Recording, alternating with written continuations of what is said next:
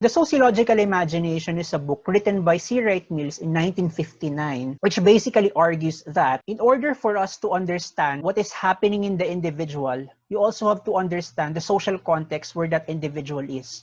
You have to understand the larger structures, the wider social relations where individuals are embedded. According to C. Wright Mills, neither the life of the individual nor the history of a society can be understood without understanding both. And the sociological imagination is also the capacity of the mind to understand the interplay. So, yung relationship between man and society, paano nakaka-apekto yung mga tao, yung man sa society, tapos yung society sa man.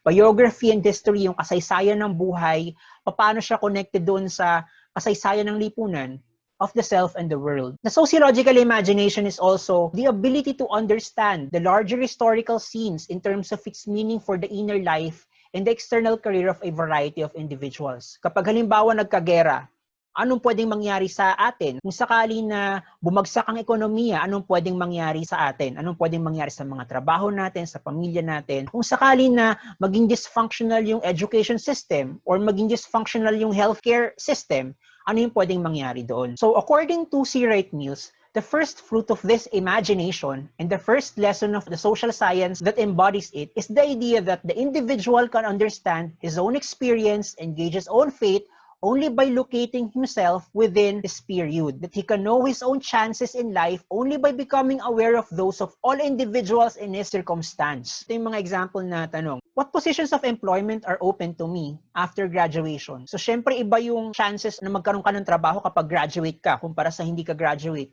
Kapag graduate ka sa top universities kumpara sa obscure na university. There are many graduates having the same degree, competing for limited job openings in companies. So for example, kung halos lahat ng school sa Pilipinas ay nag-o-offer ng degree na katulad ng sayo, pagkatapos kukonti lang yung mga job openings na nangangailangan ng degree na yun, mas delete lalo yung chance ninyo na makuha yung trabaho na related dun sa kung saan kayo nagtapos. And then what is the probability that I will get hired? Especially during this pandemic. So, nung nagkaroon tayo ng pandemic ngayon, mas lalong naging mahirap yung trabaho. Mahirap na nga maghanap ng trabaho, mas lalo pang naghirap kasi nga maraming nagsarang mga kumpanya, nagtanggal ng mga empleyado, tapos maraming nahihirapan na magbukas ulit ng negosyo. Will my sex or gender identity be a factor for my employers? Kasi may mga employers na gender specific. Gusto nila lalaki lang. Gusto nila babae lang yung i-employ nila. Bakit ganun? Then how about my skin color?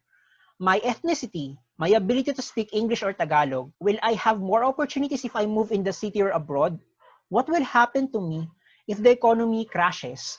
Or if my state closed its borders? So, bawal na lumabas, ganyan. Or bawal na magpapasok. Anong pwedeng mangyari sa atin? So, sa mga tanong na ito, pinipilit natin na i-frame yung mga nangyayari sa buhay ng isang individual sa mga prosesong panlipunan na mas malawak, sa mga prosesong beyond doon sa ambit ng influence ng individuals. So according to C. Wright Mills, there are three sorts of questions asked by classic social scientists. First is, what is the structure of this particular society as a whole? What are its essential components and how are they related to one another? Ano yung relasyon ng mga social institutions natin? Ano yung relasyon ng ekonomiya, sa politika, sa pamilya, sa edukasyon, sa relihiyon? Parehas ba siya ng structure? Parehas ba siya ng relationship kumpara sa panahon ng mga magulang mo or ng lolo mo, ng lola mo, ganyan. So, nag-iiba-iba yung mga structure, yung relationship ng mga social institutions ng lipunan natin. How does it differ from other varieties of social order? Iba yung lipunan ng Pilipino sa lipunan ng mga Koreano, sa lipunan ng mga Hapon, sa lipunan ng mga Amerikano. So, paano siya nag-iba? Bakit siya nag-iba? Ano yung magiging consequence niya dun sa buhay ng mga tao na nasa loob ng mga bansa na ito? Within it, what is the meaning of any particular feature for its continuance and for its change? The second sort of question, where does the society stand in human history? Yung lipunan ba natin ay mas naging mapagpalaya? Or mas naging repressed ba siya? Mas mabuti ba yung lipunan natin ngayon kumpara dati? Or mas pumangit yung buhay? What are the mechanics by which it is changing? What is its place within and its meaning for the development of humanity as a whole? How does any particular feature we're examining affect and how it is affected by the historical period in which it moves? In this period, what are its essential features? How does it differ from other periods? What are its characteristic ways of history making? So yung political participation natin, for example, in shaping our society, in influencing our political institutions, in voicing our concerns, for example, parehas ba siya dati? Mas naging malaya ba tayo ngayon or hindi? Paano siya nag-change? So yung mga bagay na ito ay pinoproblema sa sociological imagination. Then, what varieties of men and women now prevail in this society and in this period? Varieties of men and women. So for example, iba yung masculinity at femininity na naabutan ng mga magulang ninyo, ng lolo't lola ninyo, kumpara sa masculinity at femininity na meron tayo ngayon at sa mga magiging anak ninyo. Iba yung ideal na lalaki, iba yung ideal na babae, iba yung ginagawa ng mga lalaki at babae dati sa ginagawa ngayon sa gagawin ng mga anak natin at saka sa mga susunod na henerasyon at nagbabago yon. And what varieties are coming to prevail? In what ways are they selected and formed, liberated and repressed, made sensitive and blunted? What kinds of human nature are revealed in the conduct and character we observe in this society? And what is the meaning for human nature of each and every feature of the society we are examining? So makikita nyo pa lang sa mga sets of questions na ito na kung ano yung mga experience na individual ay piniframe na siya sa mga prosesong panlipunan beyond doon sa individual. Makikita rin natin na yung pagkaka-frame pa lang ng questions, tinatanong na kung ano yung epekto ng mga nangyayari sa lipunan doon sa personal life ng mga tao. For C. Wright Mills, we have to distinguish personal troubles and public issues. And the sociological imagination also tries to bridge the two. So pag sinabi natin na personal troubles, private sphere, problema lang siya ng individual. Kapag gumawa ka, or kapag sinolve mo yung problem na yon, solve na siya. Kasi nasa mo siya, immediate relations mo siya.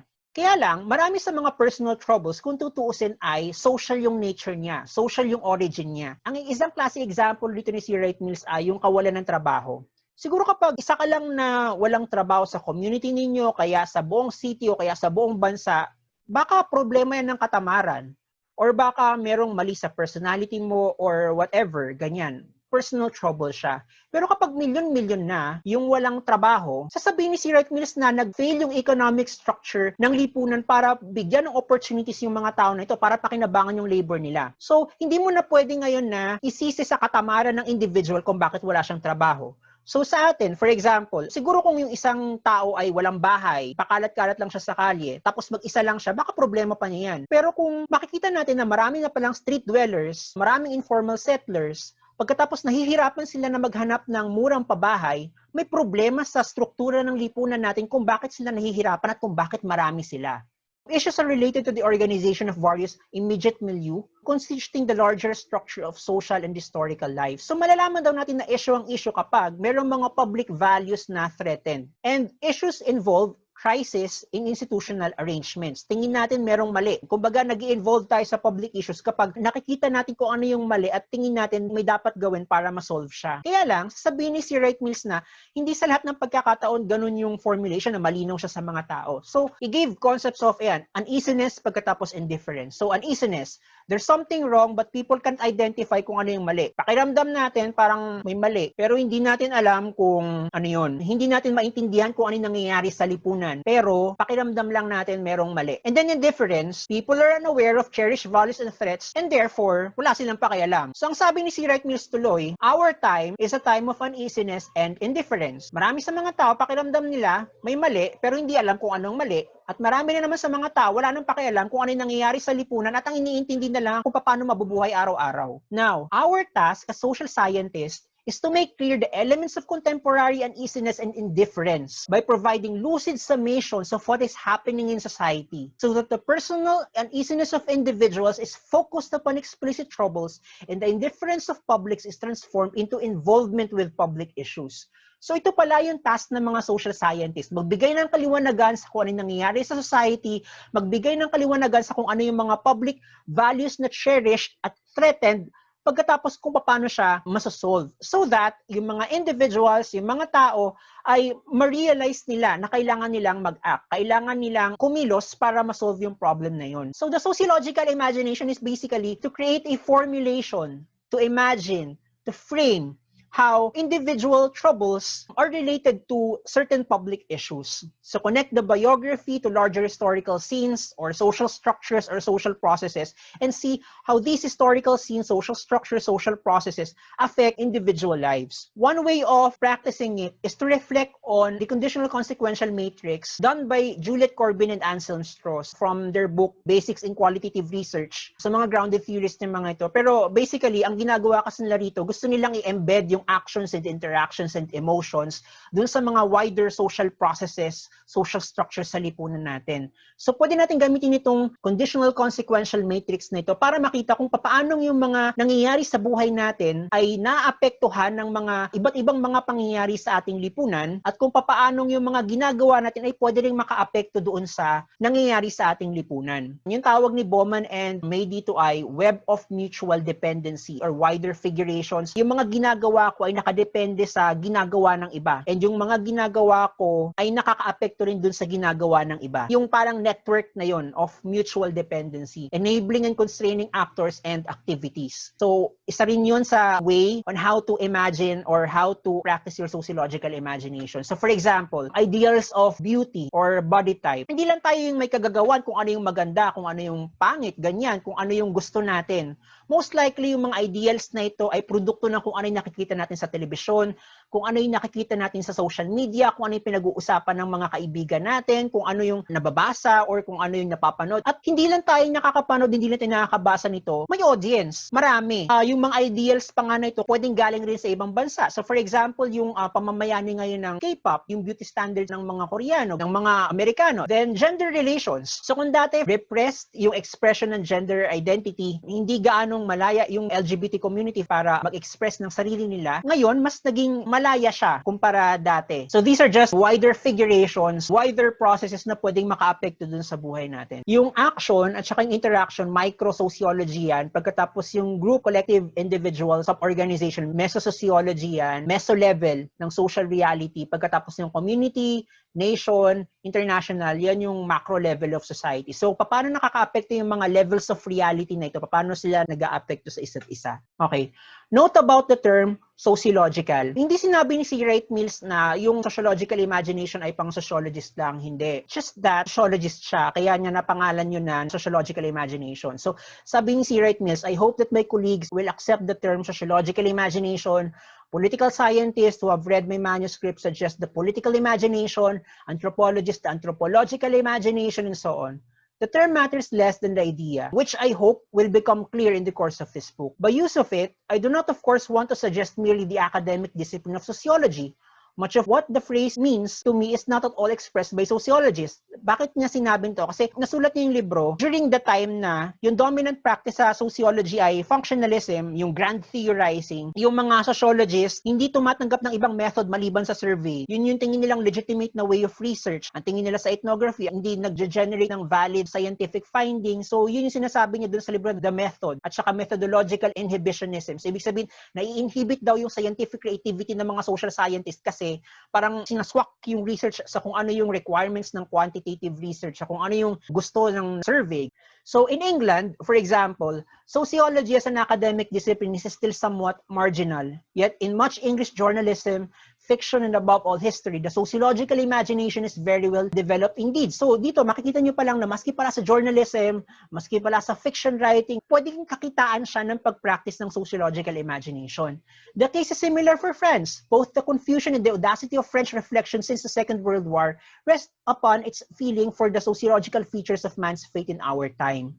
Yet, these trends are carried by men of letters rather than by professional sociologists. Nevertheless, I use sociological imagination because, so katulad nga na sinabi ko sa kanya kasi sociologist siya. And then, I do believe that historically, the quality of mind has been more frequently and more vividly displayed by the classic sociologists than by other social scientists. So, sa lahat ng mga social scientists, tingin ni C. Wright Mills, mas frequent lang kasi na ginagamit yung sociological imagination sa sociology. So, is the sociological imagination interdisciplinary? Ito yung sabi ni C. Wright Mills. As the social scientist comes to have a genuine sense of significant problems and to be passionately concerned with solving them, he is often forced to master ideas and methods that happen to have arisen within one or another of these several disciplines. To him, No social science specialty will seem in any intellectually significant sense a closed world. He also comes to realize that he is in fact practicing the social science rather than any of the social sciences, and that this is so no matter what particular area of social life he is most interested in studying. So ano yung gusto niyo sabihin dito? Kapag yung problem mo, yung sinosociologize mo, ay nagli-lead sa iyo na, kailangan mo na pumunta sa psychology, or kailangan mo na pumunta sa field ng education, or kailangan mo na pumunta sa field ng communication, sa field ng political science, gawin mo. Kasi pwede na, yung mga ideas na kailangan mo, ay pwedeng, it just happened na nag-arise dun sa mga disciplines na yun. And then, ganun pa rin yung task, to create a lucid summation of what is happening in society, to bridge the biography and history. Kaya yung sociological imagination is actually interdisciplinary. Now, is the sociological imagination political? Sabihin ni si Wright Mills, yes, it is political. Ito ang sabi niya. In common to most other people, the social scientist does feel that he stands outside the major history-making decisions of this period. So parang sinasabi dito na katulad rin daw ng ibang mga ordinaryong mga tao, pakiramdam ng mga social scientists na parang wala silang magawa. At the same time, he knows that he is among those who take many of the consequences of these decisions. So yung mga malalaking mga tao sa lipunan, kapag nagdesisyon, naapektuhan tayo lahat. Kahit na hindi tayo nag-decide ng mga bagay-bagay na iyon, hindi natin ginusto yung mga nangyayari sa lipunan, may nagde-decide at naapektuhan tayo ng mga decisions nila. That is one major reason why, to the extent that he is aware of what he is doing, he becomes an explicitly political man. No one is outside society. The question is where each stands within it. So, ibig sabihin yan, yung mga ginagawa mo ba ngayon, nakakatulong ba siya para baguhin yung lipunan? Para gawing better yung lipunan? O nakakatulong siya para i-perpetuate yung existing power relations? I-perpetuate yung existing inequality? I-perpetuate yung injustices ng lipunan? Where do you stand in history making? Then, ito yung pinakapaborito kong quote dun sa libro, in a world of widely communicated nonsense, any statement of fact is of political and moral significance. So parang ngayon, parang kapag nagsabi ka ng totoo, kapag nagsabi ka ng tama, parang kasalanan mo pa. All social scientists, by the fact of their existence, are involved in the struggle between enlightenment and obscurantism. So yung mga social scientists, nakakatulong ba siya para magbigay ng lucid summations? Nakakatulong ba siya para unawaan yung mga nangyayari sa lipunan? O katulad din siya ng iba na nagkukos ng kalituhan? In such a world as ours, to practice social science is first of all, to practice the politics of truth.